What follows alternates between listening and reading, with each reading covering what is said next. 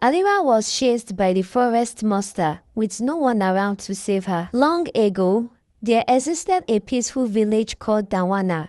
Dawana was not rich in gold or weapons, but it was rich in something far more powerful: kindness. And at the heart of this village ruled a king unlike any other, King Eldo. He listened to the poor, he fed the hungry, he punished injustice and rewarded honesty. Under his rule, the land flourished, crops grew tall, children laughed freely, and the people slept without fear. But peace, like all things, is fragile. One cold evening, the king fell ill. No healer could cure him, no help could ease his pain, no prayer seemed to reach the heavens. Day by day, King Edo grew weaker.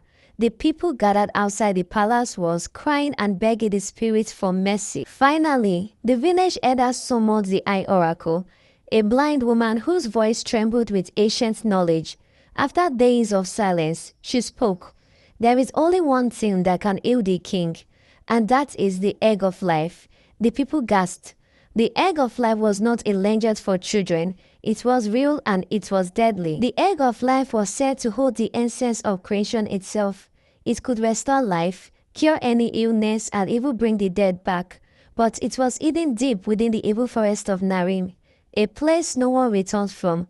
The oracle continued. Only young maidens may enter the forest. The spirits will reject all others. Fear spread across Dawana. The forest was filled with bloodthirsty beasts, wandering souls, shadows that whispered madness. Many had entered and none had returned. The king's guard announced the call. Any maiden brave enough to seek the egg of life would be rewarded with gold beyond imagination, land of her own, honor for her family. Yet none stepped forward. The maidens wept in secret. They loved their king, but they loved their lives more. Parents hid their daughters, friends warned each other, and whisper filled the village. Why should we die for a king? The forest eats the brave. No reward is worth death. Hope faded until one voice spoke. Her name is Alira. She is an orphan. No sibling, no land, no inheritance. No one to mourn her if she disappeared. She lived at the edge of Dawana, wearing patched clothes and surviving on kindness or pity. The villagers barely noticed her. When she stepped forward, laughter followed. Why would she go? She has no value anyway. If she dies, nothing is lost. But Alira's voice did not shake. She said quietly, I will go. Not because she was fearless, not because she was strong, but because she had nothing to lose, and maybe, just maybe, something to gain. At dawn, Alira entered the forest alone. The hair grew thick, the trees twisted like screaming faces, the ground whispered her name. She encountered beasts with glowing eyes, spirits that mocked her worthlessness, voices that offered safety if she turned back. Fear clawed at her heart, but she walked on.